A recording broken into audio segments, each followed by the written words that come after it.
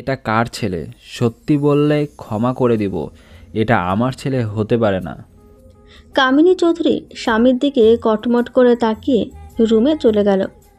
আশমিন তখনই চলে গেছে নিজের রুমে।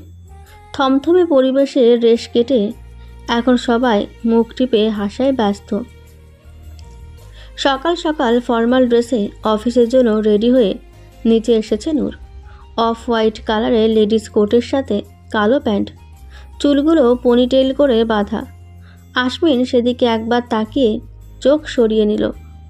আমজাদ চৌধুরী নূরের দিকে তাকিয়ে হাসি মুখেই বলল, গুড মর্নিং মা। রাফসান শিকদারের জন্য বরাদ্দকৃত চেয়ারে বসতে বসতে নূরও হাসি মুখে আমজাদ চৌধুরীকে গুড মর্নিং জানালো। অফিসের প্রথম দিনের জন্য শুভকামনা। অনেক অনেক এগিয়ে যাও মা, আমি তোমার সাথে।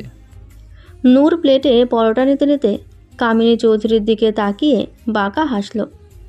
আমজাদ চৌধুরীর দিকে তাকিয়ে রসিকতার স্বরে বলল, ধন্যবাদ আঙ্কেল, তবে এই মুহূর্তে দোয়া মিসেস চৌধুরীর জন্য প্রয়োজন। আপনি বরং তাকে একটু দোয়া করে দিন। বলা তো যায় না আর কখনো এভাবে রাজকীয় ক্ষমতা নিয়ে আপনাদের সামনে বসতে পারেন কি না। আমজাদ চৌধুরী মলিন চোখে তাকালো নূরের দিকে। আশমিন এক মনে খেয়ে যাচ্ছে, তার এদিকে কোনো ধ্যান নেই। আজ তার অনেক কাজ, দলীয় কিছু কর্মসূচি আসে আজ। মন্ত্রী পরিষদে আজ সারাদিন থাকতে হবে। তার আগে বাসার গুরুত্বপূর্ণ কাজটা শেষ করতে হবে। নূর খাওয়ার মাঝেই লারা এসে হাজির হলো নূর মঞ্জিলে। আশমিনের পাশের চেয়ারে বসে আশমিনের দিকে অসহায় চোখে তাকালো। ন্যাকা কান্না করে বলল, বিয়ের ডেটটা কবে ফিক্সড করবে আশমিন? হঠাৎ করে বিয়ে ভেঙে যাওয়ায় আমাদের অনেক হিউমিলিটেড হতে হচ্ছে। পাপা সোসাইটিতে মুখ দেখাতে পারছে না। প্লিজ আমাদের সাথে এমন করো না। সবাই জানে আমি তোমার বউ হব। এইভাবে বিয়েটা ভেঙে দিলে আমার বেঁচে থাকা মুশকিল হয়ে যাবে। আমি তোমাকে ভালোবাসি আশমিন। আশমিন নির্লিপ্ত চোখে লারার দিকে তাকিয়ে আবার খাওয়ায় মনোযোগ দিল। আশমিনের এমন গাছাড়া ভাব দেখে মনে মনে রাগে ফুঁসে উঠল লারা, কিন্তু চেহারায় তা প্রকাশ করল না।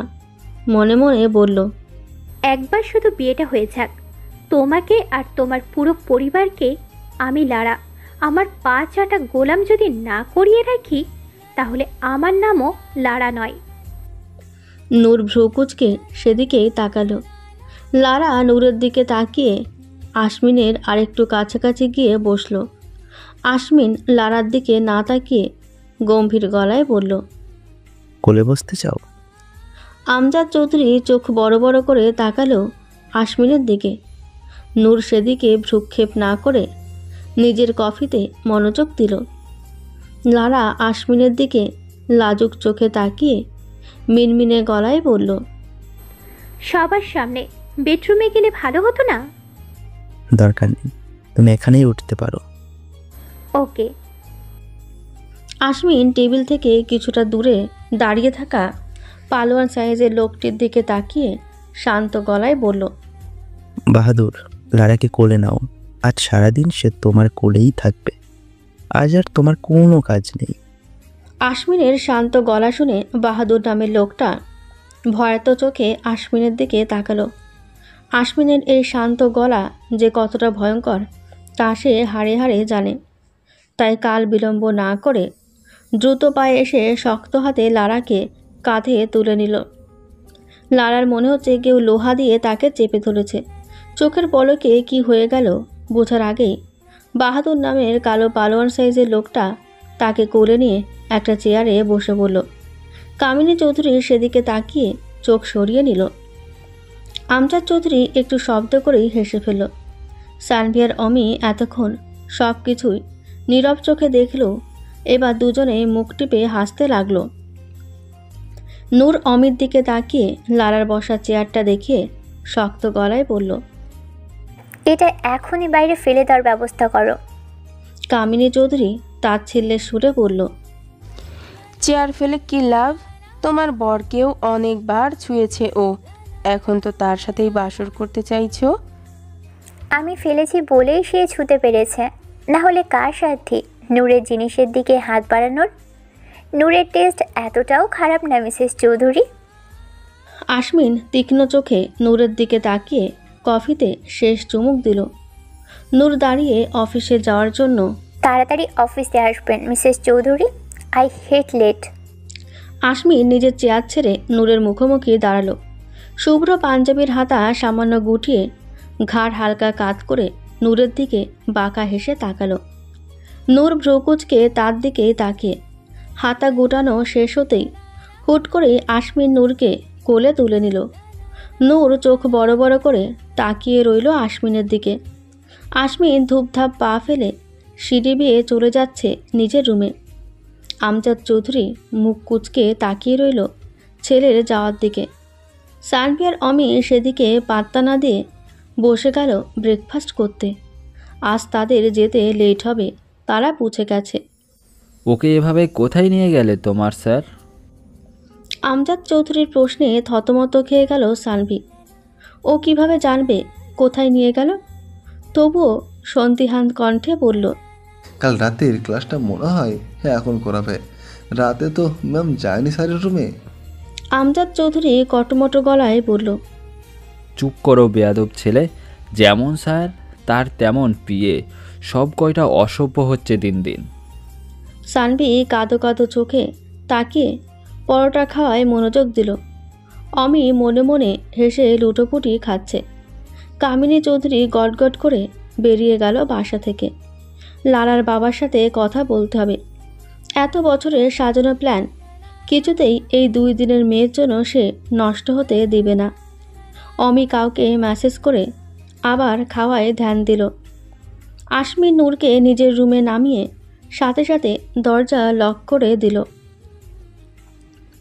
এখন এই দরজা আশমিনের ইচ্ছে ছাড়া আর খুলবে না। খুলতে হলে পাসওয়ার্ড লাগবে।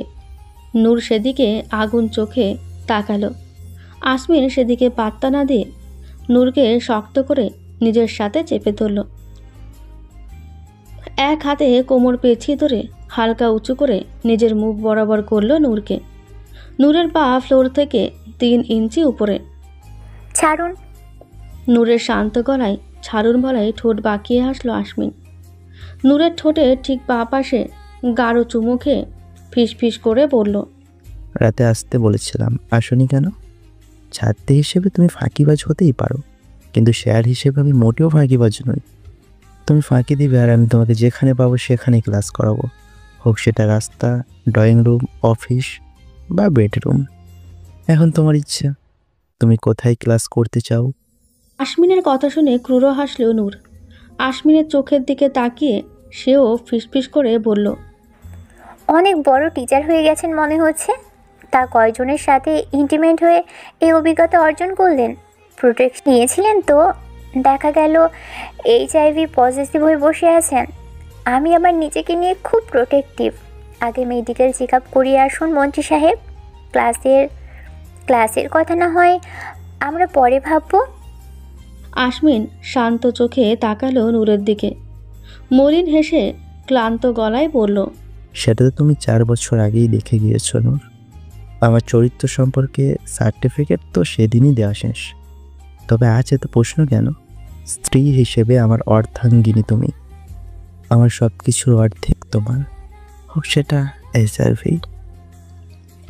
নূরের ঠোঁটে কয়েক মিনিটের লম্বা চুমু খেয়ে গলায় মুখ গুজে দিল আশমিন। নূর চোখ বন্ধ করে শক্ত করে হাত মুষ্টিবদ্ধ করে আছে। চোখের কোণ বেয়ে কয়েক ফোঁটা পানি গড়িয়ে আশমিনের কপালে পড়ল। আশমিন নূরের গলায় ছোট ছোট চুমু দিয়ে সেদিন নূর আশমিনের যেখানে কামড় দিয়েছিল ঠিক সেই জায়গায় আশমিনও দাঁত বসিয়ে দিল। নূর হালকা আর্তনাদ করে উঠলেও সাথে সাথে ছাড়ল না আশমিন।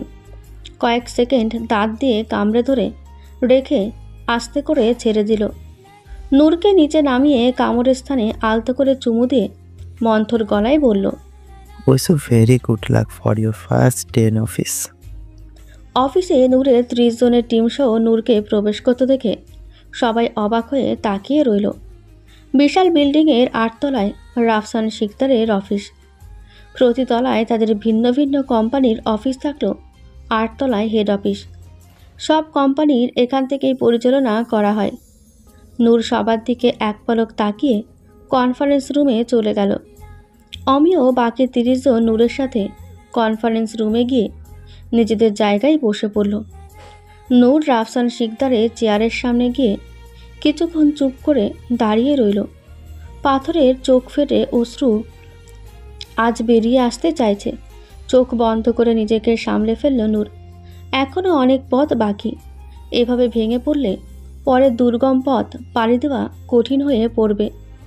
নূর নিজের বাবার চেয়ারে বসে অমিকে উদ্দেশ্য করে বলল, সব ফ্লোরে প্রজেক্টে সেট করে দাও অমি। কামিনী চৌধুরীকে আগামী 7 মিনিটের মধ্যে অফিসে হাজির হতে বলো। সাথে এটাও বলে দাও, যদি সে সময় মতো এখানে উপস্থিত হতে না পারে তাহলে পরবর্তীতে আমার সিদ্ধান্তই হবে শেষ সিদ্ধান্ত। তার কোনো এক্সপ্লেনেশন গ্রহণযোগ্য হবে না। অমি ইয়েস ম্যাম বলে দ্রুত নিজের কাজ কমপ্লিট করতে চলে গেল। নূর রাফসান শিকদারের চেয়ারে হেলান দিয়ে চোখ বন্ধ করে বসে রইল। রাফসান শিকদার খুন হওয়ার পর এই চেয়ারে এখন পর্যন্ত আর কেউ বসেনি, এমনকি আসমিনও না। নূরের মনে হচ্ছে চেয়ারে নয়, বাবার কোলে চড়ে বসে আছে সে। বাবা আদুরে হাতে তার মাথায় হাত বুলিয়ে দিচ্ছে। মনে হচ্ছে বাবার গায়ের গন্ধ এখনও এই চেয়ারে লেগে আছে। নূরের চোখের কোণ বেয়ে 1 ফোঁটা জল গড়িয়ে পড়ল। নূর সন্তর্পণে তা মুছে নিল কেউ দেখার আগেই। আসমিন গাড়িতে বসেই নূরকে পর্যবেক্ষণ করে যাচ্ছে। সেও আজ অফিসে যাচ্ছে। মিটিংয়ে থাকতে হবে তাকে। কোনো প্রস্তুতি ছাড়াই বাকিনীর সামনে যাচ্ছে সে। দেখা যাক তার তেজেনি কীভাবে তাকে কুপকাত করে। নূর সোজা হয়ে বসে চারিদিকে চোখ বুলিয়ে নিল। তার টিম মেম্বার নিজেদের কাজ গুছিয়ে নিচ্ছে। এখানকার সবাই আমজাদ চৌধুরীর অনাথ আশ্রমে বড় হয়েছে। ছোটবেলা থেকেই নূরের তাদের সাথে সখ্যতা। কামিনী চৌধুরীর তিক্ত কথা থেকে বাঁচাতে আমজাদ চৌধুরী নূরকে প্রতিদিন বিকেলে অনাথ আশ্রমে নিয়ে যেতেন। ছোট বলে সবাই নূরকে স্নেহ করত। নূরও খুব সহজেই মিশে গেছে তাদের সাথে। 4 বছর আগে নূর দেশ ছাড়ার আগে কৌশলে এই 30 জনের টিমকে তাদের কোম্পানির বিভিন্ন ব্রাঞ্চে উচ্চ পদে জয়েন করিয়ে দিয়ে যায়। এটা অবশ্য আমজাদ চৌধুরীর বুদ্ধি ছিল। তিনি এই টিম মেম্বারদের নূরের জন্য তৈরি করে দেন। এরা প্রত্যেকে নূরের এক কথায় নিজের জীবন দিয়ে দেবে বিনা প্রশ্নে। নূর তাদের থেকে চোখ সরিয়ে কনফারেন্স রুমের বাঁ পাশের বিশাল থাই গ্লাসের সামনে গিয়ে দাঁড়াল। পকেটে 2 হাত গুজে চোখ মুখ শক্ত করে বিড়বিড় করে বলল, তোমার খুনের বদলা আমি নিব আব্বু। তোমার নূর কখনোই নরম মনের মেয়ে ছিল না। শুধু শান্তিতে জীবন কাটানোর জন্য সব চুপচাপ মেনে নিতাম। আমার নীরবতা আমার দুর্বলতা ছিল না, কিন্তু তারা সেটাকে আমার অস্তিত্ব ভেবে জীবনে চরম ভুল করে বসলো। যে রাফসান শিকদারের মেয়ে তেজিব নূর শিকদার, যার নামে পুরো শহর কাঁপত, তার মেয়ে এত নরম মনের হবে এটা যারা ভাবে তারা এখনও বোকার স্বর্গে বাস করছে। প্রত্যেকটাকে গর্ত থেকে টেনে বের করে তাদের বুক থেকে কলিজা বের করে আনবো আমি। আমি মেয়ে বলে আমি দুর্বল নই আব্বু। নির্মমতা আমার রক্তে মিশে আছে। আমার ভালোবাসা থেকে আমার হিংস্রতা তীব্র। একটা কেউ বাঁচিয়ে রাখবো না। সব কয়টাকে পিঁপড়ার মতো পিষে মারবো। নূরের রক্তলাল টলটলে চোখের দিকে তাকিয়ে আসমিন ঠোঁট কামড়ে হাসল। এদিকে নূরের এই রূপ দেখে পাশে বসে থাকা সানবীর ঘাম ছুটে গেছে।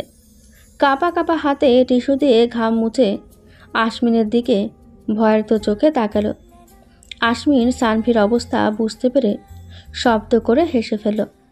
সানভি চোখ বড় বড় করে তাকালো আসমিনের দিকে। 4 বছরে এই প্রথমবার আসমিনকে এভাবে হাসতে দেখছে সে। যার হাসি এত সুন্দর সেই মানুষটা একদমই হাসে না। আর যখন হাসে তখন তার সেই বাঁকা হাসিতে সামনের মানুষটার কাপড় নষ্ট হয়ে যায় ভয়ে। সানভি নিজেরও কয়েকবার হতে হতে বেঁচেছে। আমি আবারও প্রেমে পড়েছি শান। ফোনে চোখ রেখেই মুচকি হেসে বলল আসমিন। সানভি কনফিউজড হয়ে গেল তার কী রিয়াকশান দেওয়া উচিত এটা ভেবে। তার এখন নূরের তেজি রূপ দেখে ভয় লাগছে, আবার আশমিনে প্রাণবন্ত হাসি দেখে খুশিও লাগছে। আশমিনের প্রেমে পড়ার বিষয়টা নিয়ে চিন্তাও হচ্ছে। নূরের যা রূপ দেখা যাচ্ছে, প্রেমে পড়ার কথা জানলে না জানি কোথায় কোথায় আগুন লাগিয়ে নিজের হাত সেঁকতে বসে যায়। পরে দেখা গেল টক্কর দেওয়ার আশমিন নিজেই খুঁজে খুঁজে তার প্রেমে পাগল কয়েকটাকে ধরে এনে আগুনে নিক্ষেপ করলো। বিশ্বাস নেই, এখন এই কলিযুগে কাউকে বিশ্বাস করা যায় না। সালমি ডিপ্রেশনে চলে গেল টেনশনে। মিটিং শুরু হওয়ার 10 সেকেন্ড আগে আশমিন নিজের জন্য বরাদ্দকৃত চেয়ারে এসে বসে পড়ল। কামিনী চৌধুরী এসে পৌঁছালো ঠিক 3 মিনিট পরে, তাই তাকে আর ভেতরে ঢুকতে দেওয়া হলো না। কনফারেন্স রুমের বাইরে বিশাল এলইডি স্ক্রিনে নূরের বক্তব্য শুনতে লাগলো। আমি রাফসান শিকদারের একমাত্র মেয়ে তেজদীপ নূর শিকদার আজ থেকে কোম্পানির হ্যান্ডওভার করে নিয়েছি। আজ থেকে আশমিন জাইন চৌধুরী বা কামিনী চৌধুরী কেউ কোম্পানির দায়িত্বে থাকবে না। সমস্ত কোম্পানি আমি পরিচালনা করব।